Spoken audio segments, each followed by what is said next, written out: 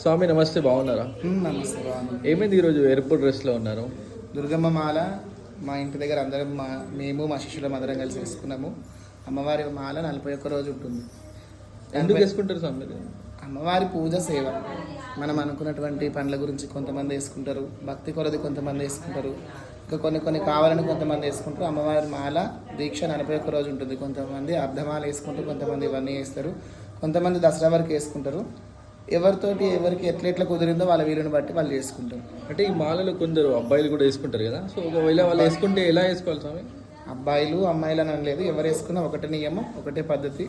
వేకోజామున లేవాలి, పూజా కార్యక్రమాలు ఏమున్నాయి అన్నీ చూసుకోవాలి, మంచి చెడు దగ్గరికి ఎక్కడ వెళ్ళకుండా ఉండవలసి ఉంటుంది. ఇది అబ్బాయిలు వేసుకుంటే ఒకవేళ అలంకరణ ఎలా ఉండాలి స్వామి? గాజులు అవన్నీ ఏమైనా వేసుకోవాలా? అట్లా అవన్నీ ఏం లేదు, మన ఇష్టం. అది అమ్మవారు వాళ్ళకి కలిగించిందని వాళ్ళు వేసుకోవచ్చు, లేదని అంటే లేదు. ఖచ్చితంగా వేసుకోవాలన్నటువంటి రూల్ అండ్ రెగ్యులేషన్స్ ఏం లేవు. ఏమైనా కోరికలు కోరుకుంటే ఏమైనా నెరవేరుతుందా? వేయడం వల్ల కోరికలు నెరవేరుతాయని అన్నది ఇక అమ్మవారికి సంబంధించింది. అమ్మవారు అన్ని చూసుకుంటుంది. మనం భక్తి కొలది చేయాలి. మనకి ఇది కావాలని ఆశించి ఏది చేసినా కూడా అది కాదు. కాబట్టి మనస్ఫూర్తిగా అడిగితే అమ్మవారు ఏదన్నా ఇస్తుంది. నాకు ఇది కావాలి, అది కావాలి. న్యాయంగా నువ్వు ఏదన్నా అడుగు, అమ్మవారు ఇస్తుంది. అన్యాయంగా నువ్వు ఏది అడిగినా అది ఏది ఇవ్వదు. మీరు ఎన్ని సంవత్సరాలు వేసుకుంటారు సార్? చిన్నగా ఉన్నప్పటి నుంచి పూజ సేవలోనే ఉన్నాం కాబట్టి చిన్నగా ఉన్నప్పటి నుంచి చేస్తున్నాము. ఇంత అంత అని పర్టికులర్గా. మీకు ఎలా అనిపిస్తుంది?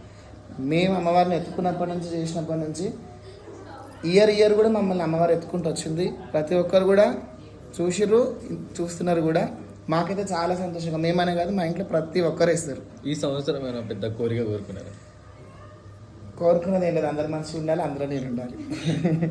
Thank you sir.